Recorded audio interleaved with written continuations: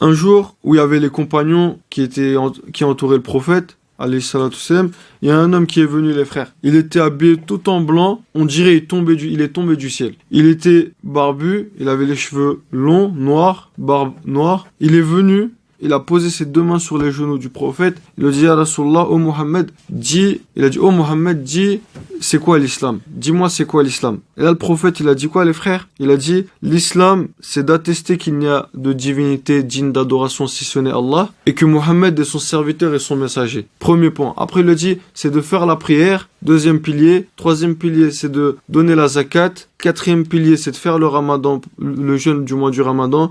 Et le cinquième pilier, c'est de faire le hajj au moins une fois dans sa vie pour celui qui en a les capacités. Et là, les frères, en gros, dites-vous que déjà, cette personne-là, en fait, c'était l'ange Gabriel, l'ange Jibril, alayhi salam, déguisant en être humain. Il est venu demander au prophète c'était quoi l'islam.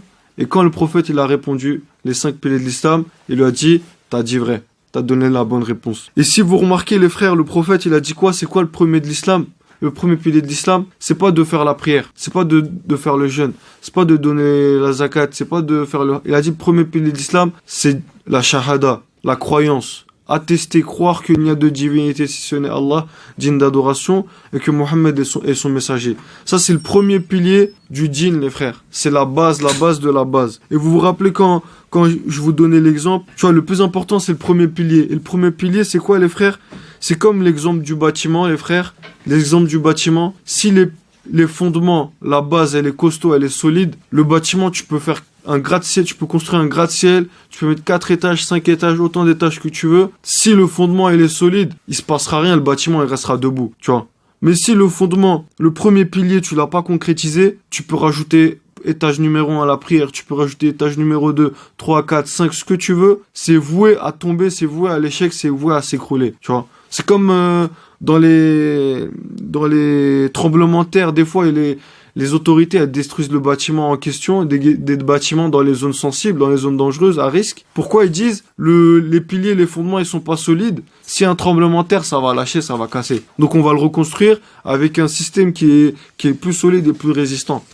Et c'est la même chose pour l'islam, les frères. Le premier pilier, si tu l'as pas concrétisé, bah c'est pas la peine de continuer de persévérer sur la suite. C'est pour ça que le prophète, les 10 premières années, qu'est-ce qu'il a fait? Il s'est battu, il a transmis le premier pilier, en fait. Il a attendu que le premier pilier, il était concret, il était costaud, réalisé. Et là, Allah, il a dit au prophète, dis aux croyants de faire la prière. Le jour où Allah, il a appelé le prophète, il lui a dit, dis aux croyants de faire la prière 5 fois par jour. Et là, les croyants, ils ont dit quoi? Ils ont dit, Semerna wa ata'na, on a entendu et on a obéi. Ou alors, Allah, il a dit, dis aux croyants, voilà. Sachez que déjà, les frères, au début, exemple, les compagnons, ils buvaient de l'alcool normal.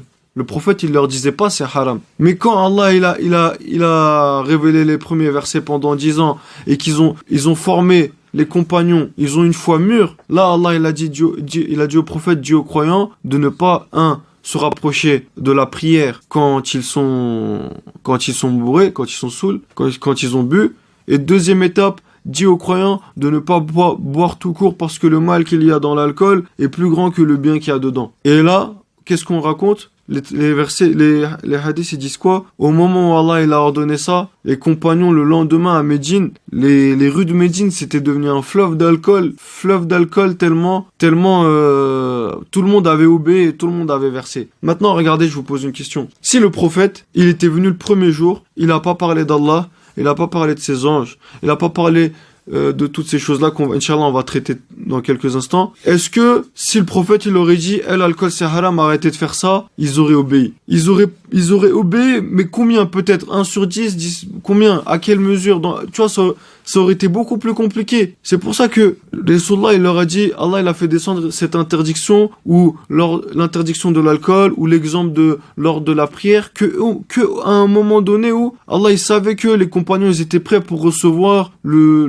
message en fait, le point en fait, les interdictions et les ordres. Et là, vu qu'ils étaient prêts, ils ont dit Semerna wa ta'ana, on a entendu, on a obéi.